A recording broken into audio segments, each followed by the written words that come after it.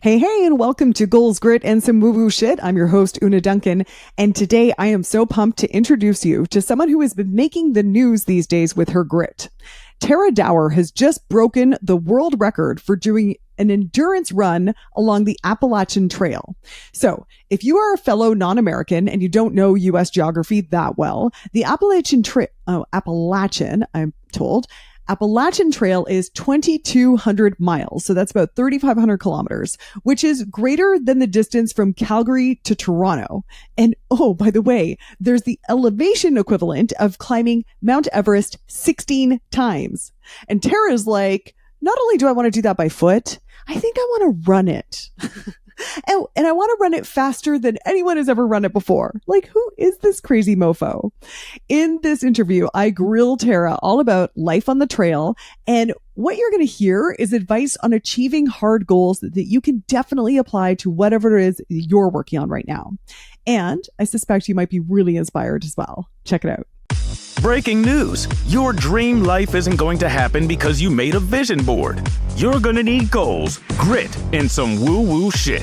This podcast is about getting clarity on what you want, having the grit to do the actual work, and most importantly, constantly training your brain to be your bitch.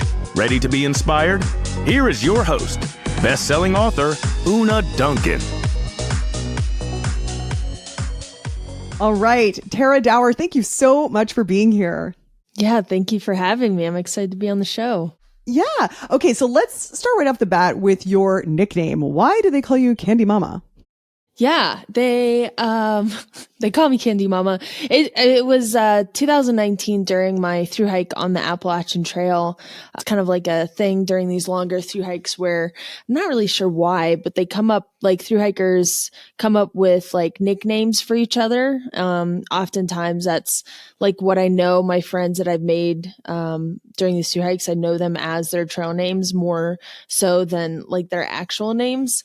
So like I got this nickname, this trail name, if you will, during my thru-hike in 2019 because I ate a lot of candy and I also mommed everyone, which, both of those were to an extreme. And obviously I've learned like how to be better about that. Like not everyone needs to have me momming them, making sure they're eating and drinking enough.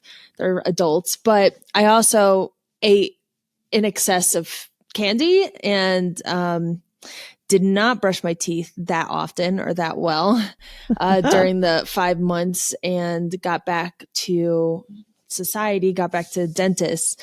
Turns out I had 6 cavities that I had acquired during this time, which is kind of incredible to think. That takes some diligence. Yeah, it does. Yeah. It takes some work. You just take everything to extremes and you really go for it. Yeah. It seems like it's kind of impossible, but it happened. And yeah, so they called me Candy Mama ever since, and still pretty obsessed with candy. And I don't mom people as much, so maybe we should drop the mom part. Right. Now, Tara, explain to the listeners what you did. For those of us who aren't familiar with the Appalachian Trail, or is it Appalachian?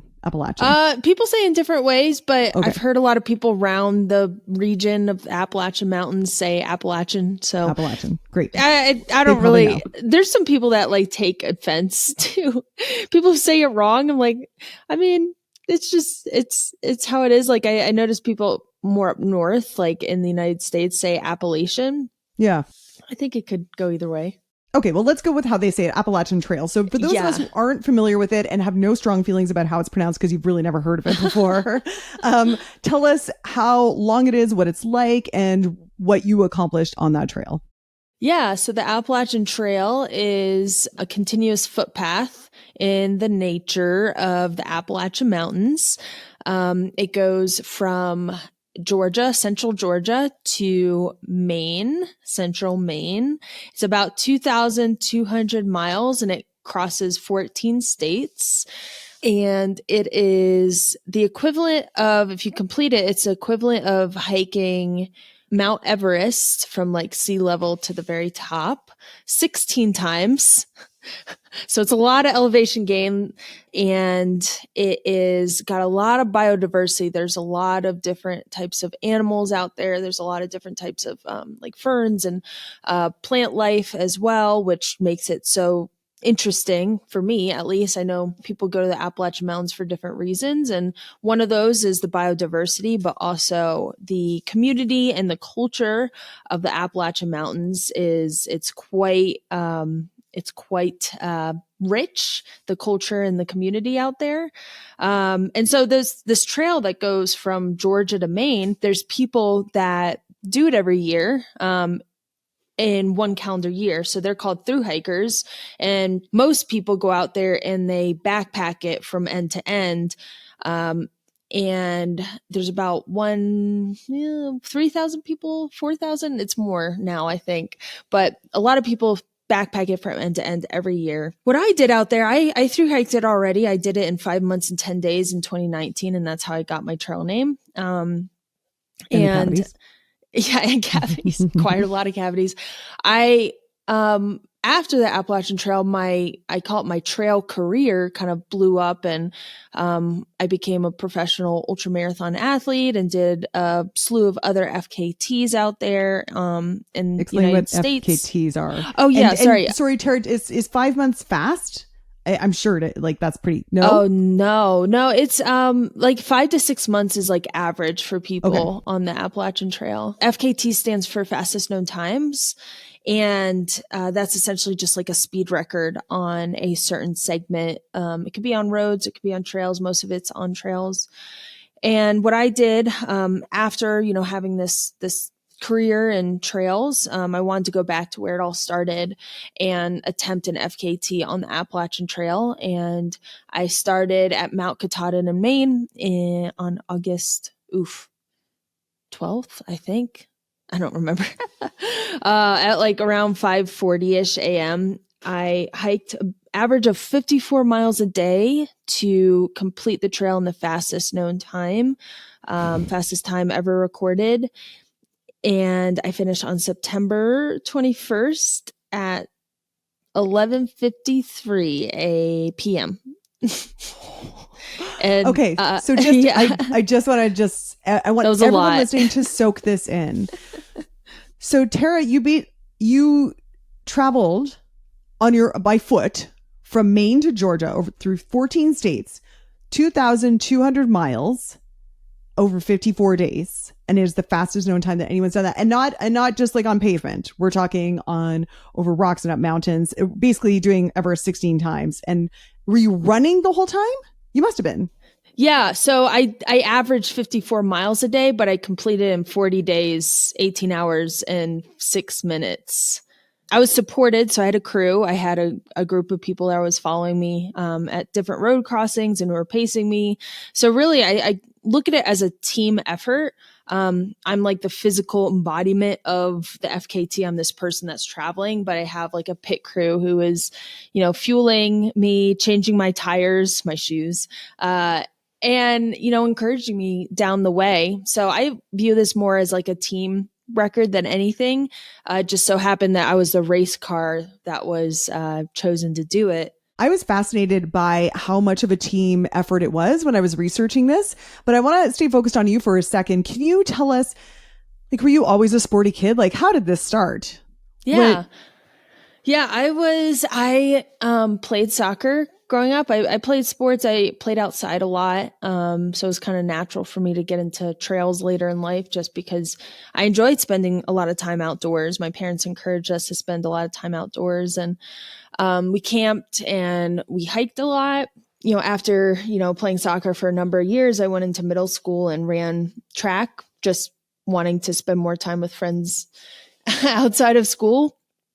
And turns out I was pretty good at the mile. And then in high school, I did cross country, and turns out I was pretty okay at that. And so I always knew I had some sort of like endurance. I always knew I had really good endurance. So it was kind of natural when I did decide to, get into the sport professionally. I knew I could do it pretty quickly. But yeah, like naturally, like as a kid, like it just made sense, like being on trails all the time, hiking with my family, being an athletic kid, liking to spend time outdoors. I think it was natural, the progression of how my life has been. That's amazing. Now, are most endurance events won by men? I mean, when we're saying that she did the Appalachian Trail faster than anyone ever, we're including dudes here. We're including everyone. And yeah, everyone. Yes. Yeah. So is that uncommon that a woman would have the fastest known time for an endurance event like this? It is becoming more commonplace. Jennifer Farr Davis I don't remember the year. She set the overall FKT with 46 days back in the day, some year. And you can make all this up. I will never know. I'm sure somebody's yelling at their phone. It was 2000, right. Blah, blah, blah. But yeah, so Jen and then like Heather Onish Anderson, she also set overall, self-supported records, for men and women, back when she was, doing the PCT and the AT, and, like people like Courtney DeWalter, it has won races overall. And I've won a couple races as well overall. And I think it's, becoming more commonplace. There's a couple things due to that.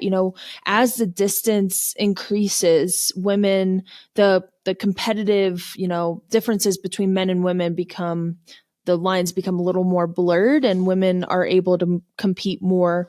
So the fact that dudes are faster than me, I can blame it on the fact that I'm not running 200 miles. So if I just keep going, then I'll totally be faster. Is that the deal? Yeah. Okay, good. Yeah. And it's kind of interesting. I feel also like societal pressures for women. I feel like being able to discover our limits and like see examples of other women like pushing their limits. And I think women have been told and have told ourselves like, this is a limit for us as a gender. And I think there is this new wave of like athletes kind of pushing those boundaries and pushing those preconceived notions. And I think it's really cool. And I feel like we're on this cusp of this really like interesting time in endurance sports, seeing what women are like really, really capable of. And I think it's like taken a lot to get here. There's women like Ann Trayson back in the day who was winning races and like encouraging women like me. And like I said, Jen and Heather and all these women. I think it's just been like this ladder up to where we are now. And it's so encouraging to know that like we could go even further. Right. It's like breaking the 4-minute mile, Roger Bannister, right? As soon as he broke the record, everyone started doing it because you realize it's possible.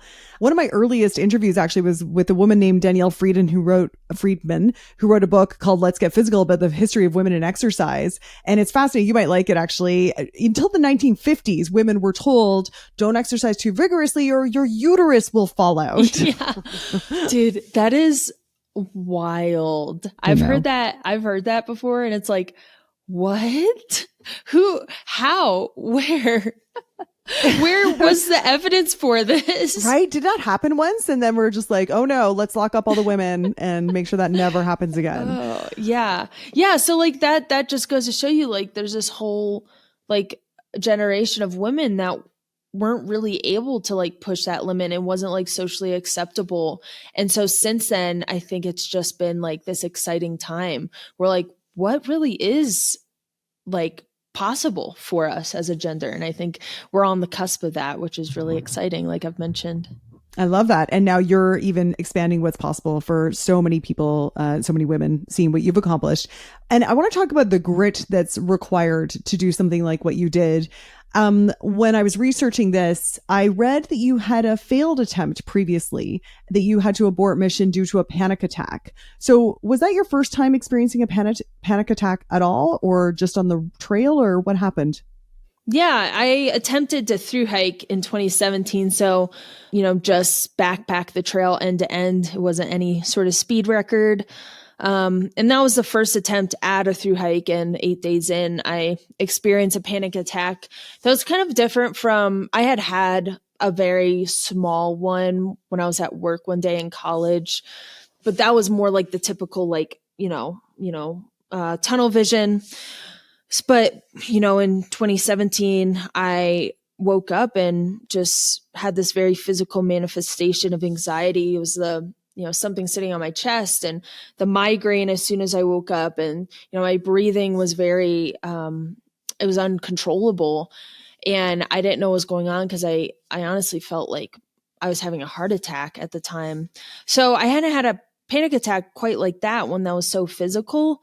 It was really hard because, your entire identity, like it takes a long time to prepare for a 6-month adventure. And so my entire identity leading up to this thru hike was, I'm going to be a thru hiker, and to have that stripped away in such a dramatic way was not fun. Yeah.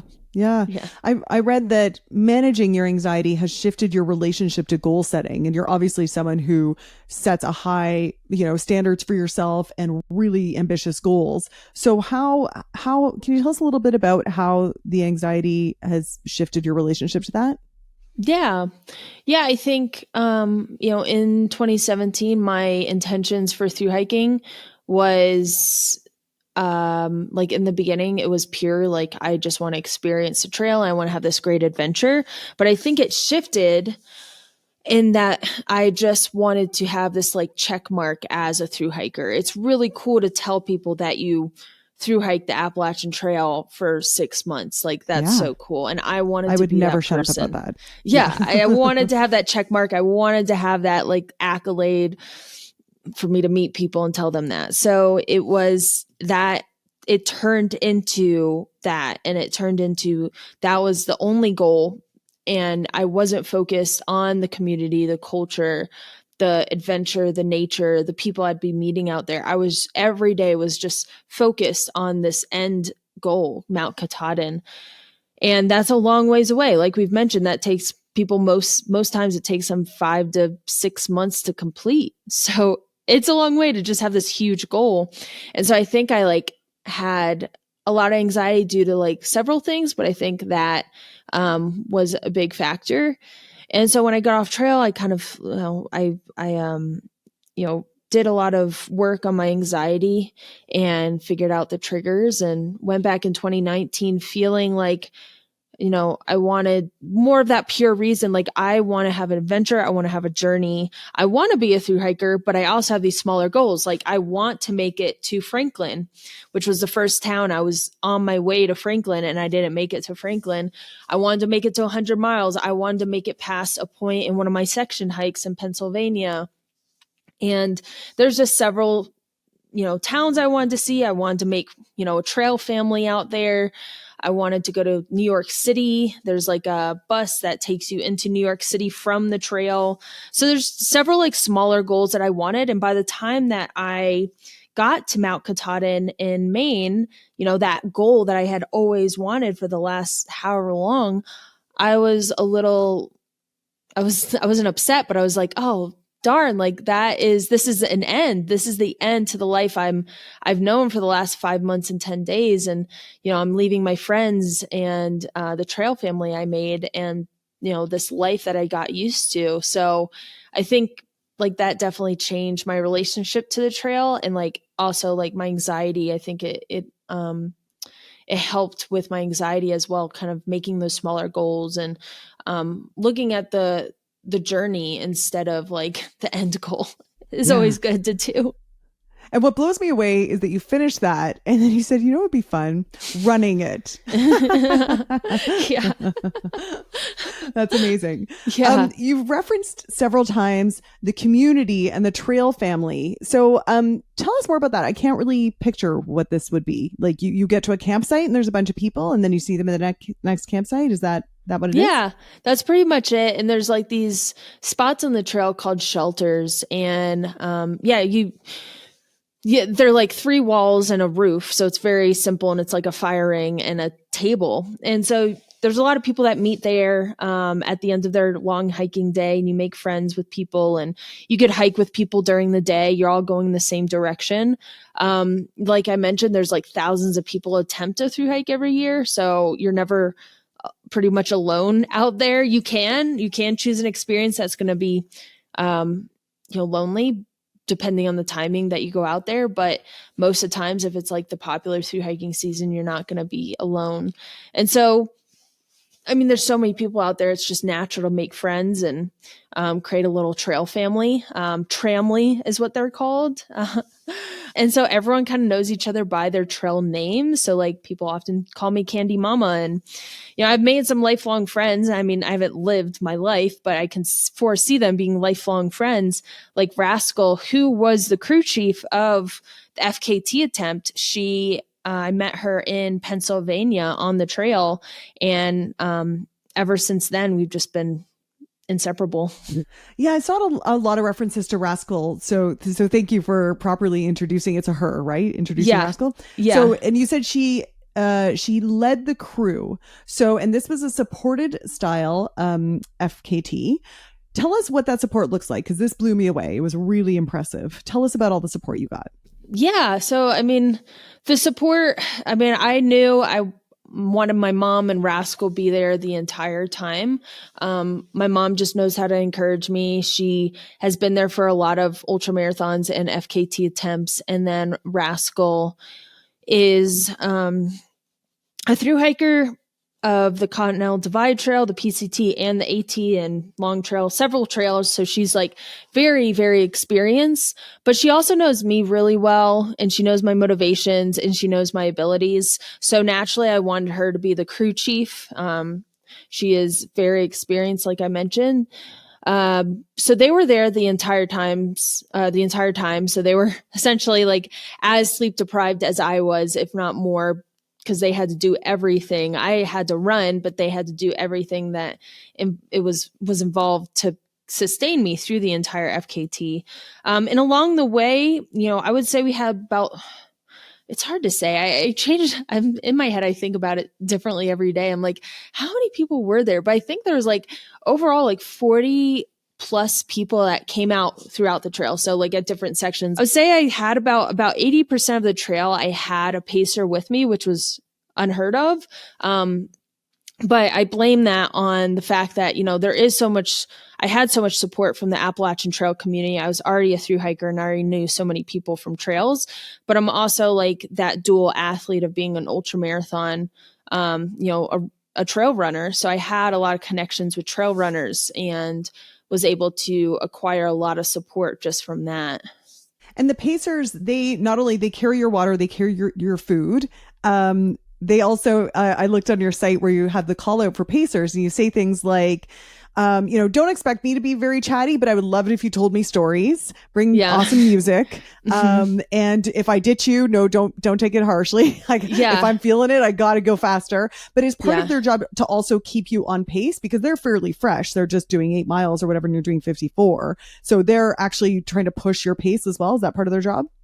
Yeah, it's more so in the ultra marathon, like races that, you know, that's where the word pacer came from. Okay. But like, I can kind of like, it's important to like keep your pace like sustainable through the entire effort. So I wasn't super focused on speed. I think oftentimes, like if I was getting distracted, if my shoes were bothering me and I was, you know, stopping a lot, they would probably kind of try to, you know, push me along a little bit, but oftentimes they're there to just like keep me company and carry food and water during the day.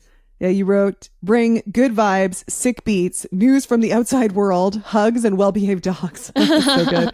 And so, okay, so you and your pacer would get to the camp at night. And when you got there, Rascal and your mom and the rest of the crew would have set up your tent, I suppose have food for you, maybe switch out clean clothes, I'm guessing.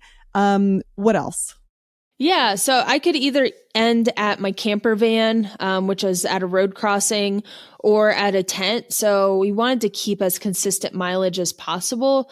So we had to really tent sometimes so we could keep the consistent mileage. We couldn't always end at a road crossing because sometimes it could be like way less or way more than you wanted to do for the day.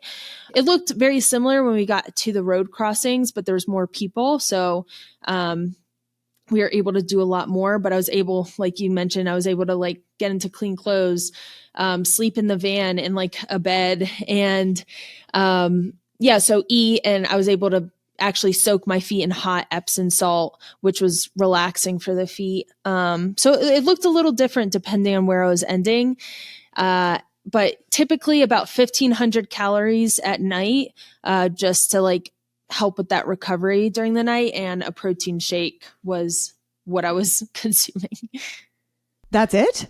You didn't eat it all during the day? Like Oh, gel packs? no. Oh, no. Yeah. I ate a lot. So I had 300 calories an hour during the day.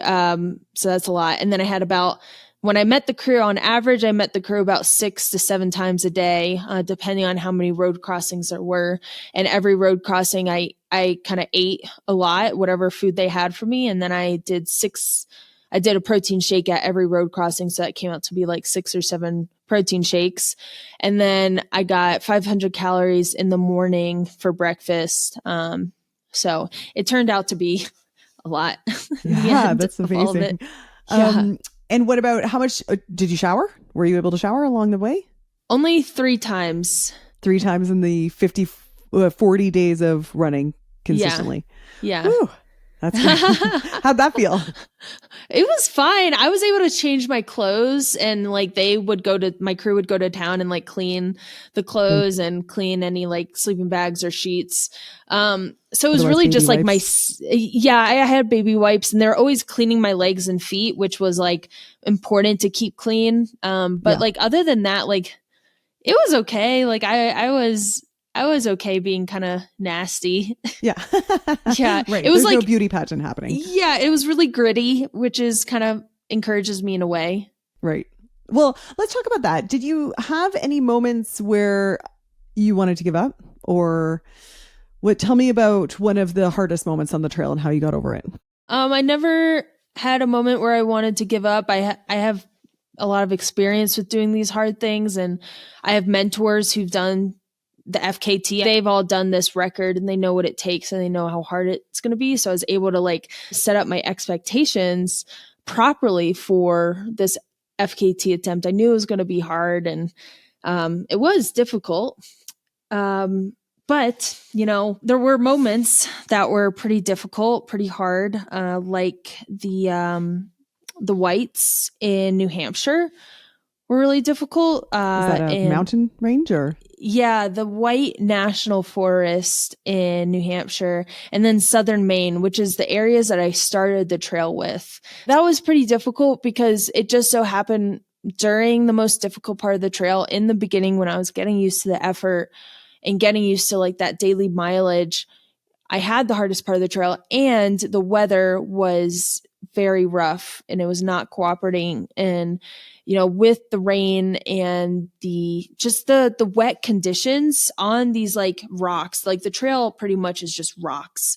And when these rocks get wet in New Hampshire in the White Mountains, it's very dangerous. I slipped and fell a lot. And that's pretty normal for me, getting injured just via falling. And I'm just very clumsy. So like it was very difficult to keep a consistent pace, and I was falling a lot behind. I was falling behind a lot on the FKT. So that was a hard time. I hadn't seen the sun for like 6 days. I had like 4 minutes where I saw the sun on Franconia Notch, and that was it. And for somebody like we talked about before we actually got on this podcast, before we started recording, like I am somebody who my mood is very dependent on the weather, and not that I'm like incapable when it's cloudy, but it just something about the sun really energizes me. Yeah, I think it energizes. Yeah, I love that. It energizes, I think, anybody. So it was it was difficult for many reasons, but that was probably the lowest. Okay, so weather's brutal. You're falling all the time. It's slippery, and it doesn't look like you're going to make the FKT. And then at this moment, isn't this when Rascal said, guess what? We're going to add 10 more miles to your day every day or something like that? Yeah. So, it was... This is your friend, right? Yeah. We got through Maine. We got through New Hampshire. Vermont, we just kind of kept it going at like a consistent pace that felt manageable. And then I remember asking her, I was like, where are we in the record? Because I think they're still getting used to crewing, because it was like in the first 2 weeks, like we're still in the first 2 weeks and we had 4 to go. And I think they're still getting used to crewing. And I think like my mom and her hadn't been checking, and they checked, and it turned out I was like 100 plus miles behind Carl Sabe's previous record. And so that is when, we really had to wrestle with like the daily mileage and bumping it up. And we had to average 56 miles a day until the end to get the record. And oftentimes, Rascal, instead of just doing the bare minimum 56 miles a day, because that would end us right on time, she ended up giving me like anywhere from 57 to 60 miles a day. There was one day I did 62 miles, and it all averaged out to 54, but for pretty much from New York to the end, I was doing really, really large miles. Yeah. On the last stretch, didn't you do like overnight? Yeah, I did 129 miles in like 40 some hours. Yeah, that was the last push. Tara, that is wild. And you know what? I was checking your Instagram, and you have a few quick videos of you on the trail running, just saying like, hi, here I am. I just hit a state line, blah, blah, blah. And I noticed you're wearing AirPods, and I was like, what is she listening to? What is she doing with her brain? Like, what did you do with your brain for all of that time? I guess you had a pacer. Yeah. They were telling you stories and news of the outside world. But what else? I mean, do you go crazy? What do you do? I just kind of think about, sometimes I listen to stuff if I get a little bored. I have books and I have podcasts and I have, but I listen to mainly music, and music has always been a tool for me in these races and FKTs.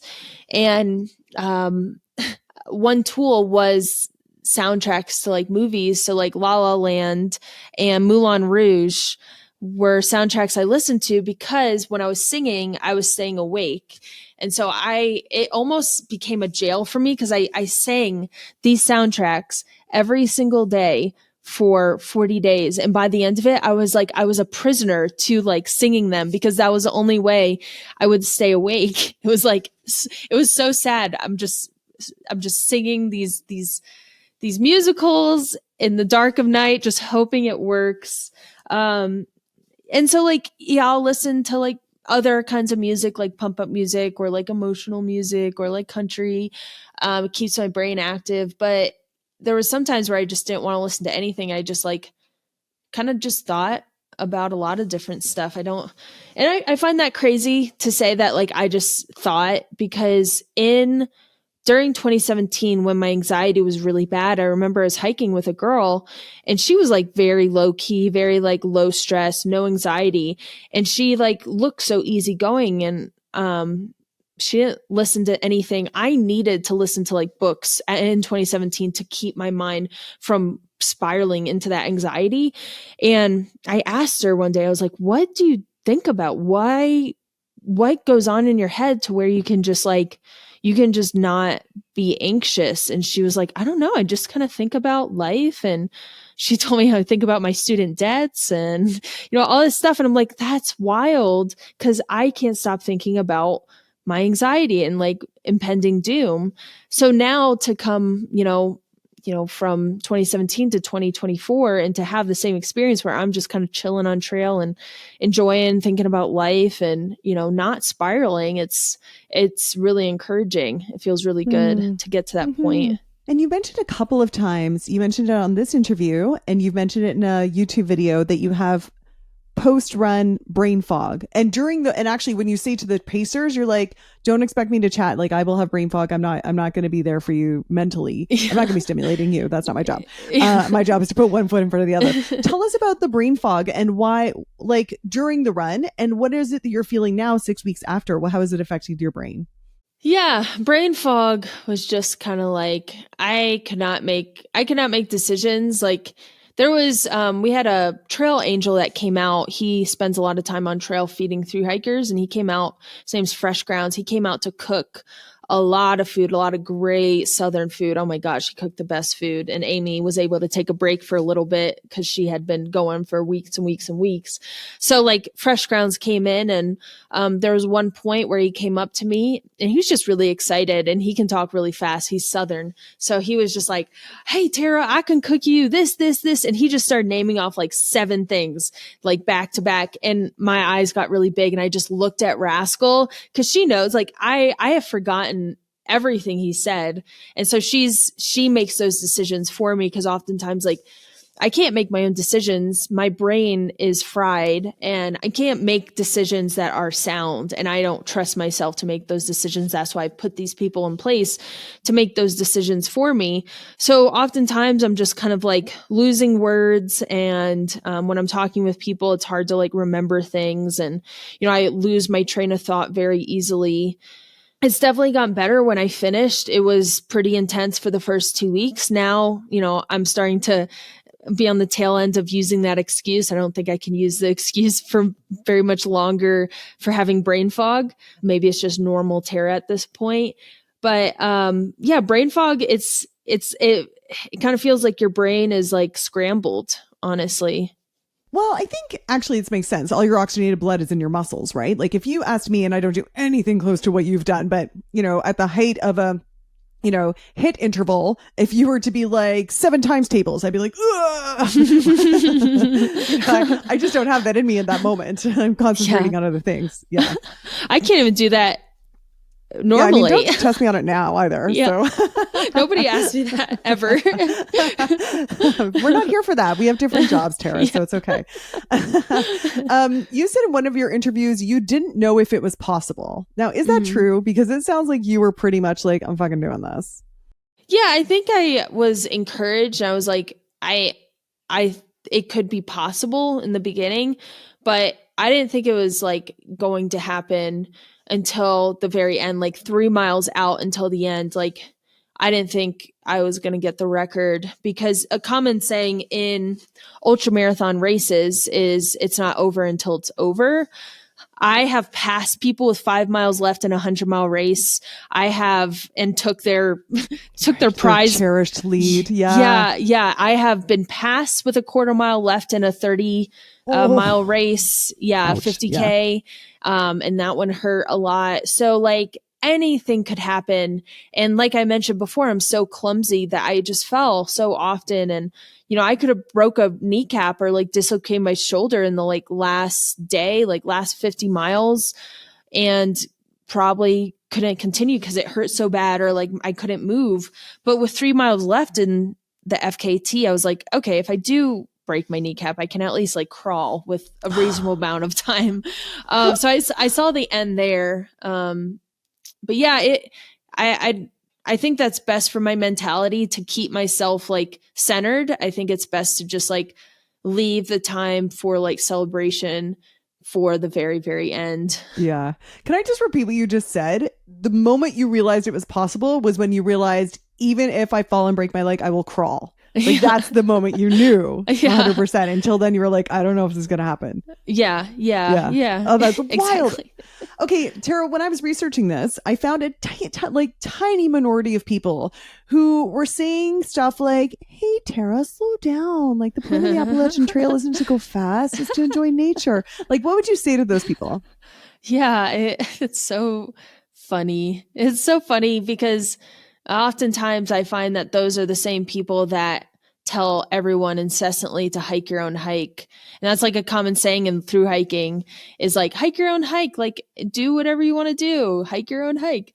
And those are the people that are like beating the drum for that saying. But then like if somebody's not doing it at their the way speed, they want it. Yeah, it's like it's an assault on them. And it's, the Appalachian Trail, or really any through hiking trail, it's not like there's no rules. And that's why people go towards it. It's this wild, natural place, and people are able to find themselves in ways. And some people find themselves by going slow or just like an average pace and enjoying nature and taking their time. But also some people find their themselves and find what they're looking for by going fast and like testing their limits. And I don't think there should be like a right way of spending time on trail. I think it's really dependent on who you are as a person.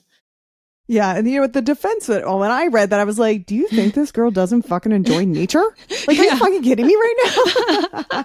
I literally, like, there was one night we had to go to a hotel because there was a cop that was kind of giving us a little bit of issues at a trailhead. So we had to go to this hotel, and that was the only night I spent like far away from the trail, and it was only 15 minutes down the road. Every night I pretty much was right there, like at a road crossing. I was pretty much right there on the trail for 40 days. So I would say I enjoyed it a lot. Yeah. Yeah. Check on the nature. Yeah. Okay, Tara, in getting the fastest known time on the Appalachian Trail, you raised over $50,000 for Girls on the Run, which is a charity I think that helps support girls' athletics. Is that it? Yeah, so Girls on the Run, they have like these programs in different cities and regions where they you can sign up and girls come and they're mentored by other women, and the mentors teach them important life skills on top of like running and teaching them about running and getting them fit for like the 5K at the end of the curriculum. And so it's just a really neat program, and I just felt like it aligned perfectly with the team's motivation. Yeah, for sure. And and you said that your hope is to inspire women and girls to go for that tough goal, whether it's in running or in life and anything.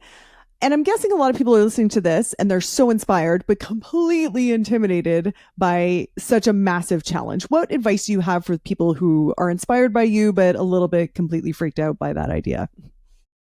Yeah, I think like I definitely agree. Like I started there as well. Like I think everyone starts somewhere, right? And I think curiosity is important. If there is that natural curiosity to do whatever goal that is, I think that's a good first step, because you never know if you can do it if you don't try. I always say that because it's so true. Like if you don't ever try, you'll never know if it's possible. And if you do have that curiosity, I think you should just go for it and see if it's possible. I agree with you on that. Follow the curiosity. Yeah. Yeah. So what's next for you? Has this accomplishment, has it shifted your perception of what you're capable of? Does it feel like, okay, I checked that box? Or do you feel like, oh no, now I've expanded my idea of what I can do and the box just got so much bigger? What is the response to your achievement? Yeah, I think I'm just I'm enjoying the achievement. I'm missing it a little bit. And it makes me want to like plan the next thing, but I'm also trying to like listen to my body and take it easy. And, I ignored those signals from my body for so long during those 40 days in order to just like complete this FKT, that I feel like it's important right now to just listen and just do whatever I want to do. Yeah, that's great. Yeah, there's a lot I want to do, athletically too, but I kind of have to, subdue that side of me as well. And also just doing whatever you want to do is an awesome goal. Like that's pretty fun. Yeah. And I'm very thankful that I have the opportunity to do that too. Not a lot of people get that chance. For sure. Tara, any final words for anyone who's listening to this, who is blown away by what you've accomplished, who's maybe a little bit curious about doing some kind of trail thing?